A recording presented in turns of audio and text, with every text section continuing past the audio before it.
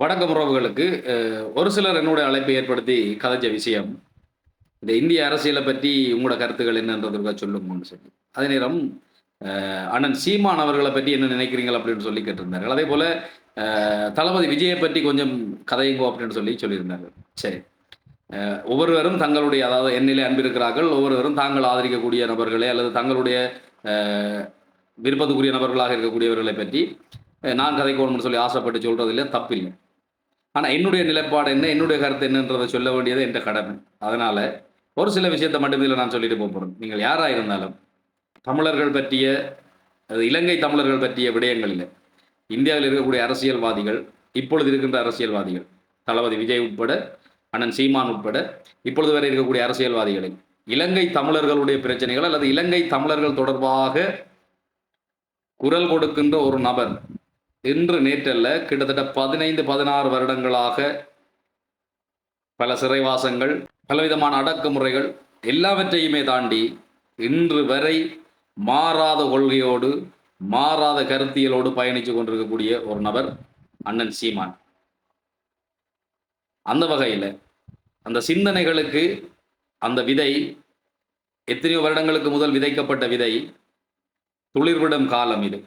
இந்த காலகட்டத்தில் முளைத்திருக்கக்கூடிய அல்லது முளைக்க துடிக்கின்ற ஒரு சில விதைகளுக்காக அத்தனை காலமாக விதையிட்டு அறுவடைக்காக அல்ல, அந்த விதையினுடைய துளிர்வுக்காக காத்து கொண்டிருக்கக்கூடிய அந்த மனங்களுடைய ஏக்கத்தை அல்லது அவர்களுடைய அந்த எதிர்பார்ப்பை முடித்து விடக்கூடாது. நான் சொல்றேன், உங்களுக்கு விளங்கும் நான் நினைக்கிறேன். அதாவது 15, 16 வருடங்களுக்கு முன்னர் ஆரம்பித்த அண்ணன் சீமானுடைய அரசியல் பயணத்தில் தடைகள் போடுவதற்காக புதிதாக வரவைக்கப்பட்ட தளபதி விஜய், இதுபோல இன்னொரு அண்ணன் ஏனையவர்கள், இவர்களுடைய இந்த புதிய வருகை நீண்ட நாட்களாக சிந்தனையில் இருத்தி செயலாற்றிக் கொண்டிருக்கக்கூடிய ஒரு நபருடைய அந்த உள்ளத்து வாஞ்சை அல்லது பல கோடி மக்களுடைய எதிர்பார்ப்பு, அவற்றுக்கான தீர்வாக அமையக்கூடிய ஒரு நபர், அவருடைய வெற்றியை தள்ளிவிடக்கூடாது. இது என்னுடைய சிந்தனை, இது என்னுடைய நிலைப்பாடு.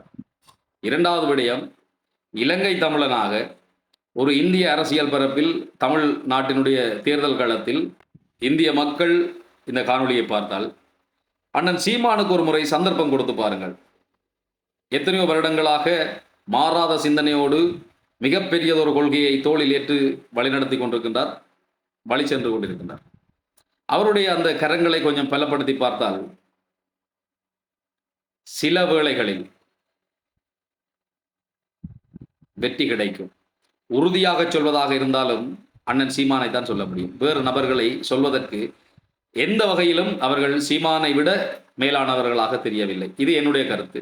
உங்களுடைய கருத்துக்கள் வேறுபட்டிருக்கலாம், மாறுபாடாக இருக்கலாம். அதற்கு நான் பொறுப்பாளி அல்ல. அது உங்களுடைய கருத்து, உங்களுடைய சிந்தனை. இது என்னுடைய கருத்து, என்னுடைய சிந்தனை, அவ்வளவுதான். இருந்தாலும் என்னோடு பயணித்துக் கொண்டிருக்கின்ற, என்னுடைய அன்பு தரவையில் பயணித்துக் கொண்டிருக்கின்ற அன்பு உறவுகள் இந்திய தேசத்தில் வாழ்பவர்களாக இருந்தால் அல்லது இந்த தேர்தலில் வாக்காளர்களாக இருக்கக்கூடியவர்களாக இருந்தால் உங்களுடைய கைகளை அண்ணன் சீமானுக்காக மைதீட்டிக் கொள்ளுங்கள். இது என்னுடைய கேள்வியாக, என்னுடைய கருத்தாக அமைகிறது. அவ்வளவுதான். வேற என்ன?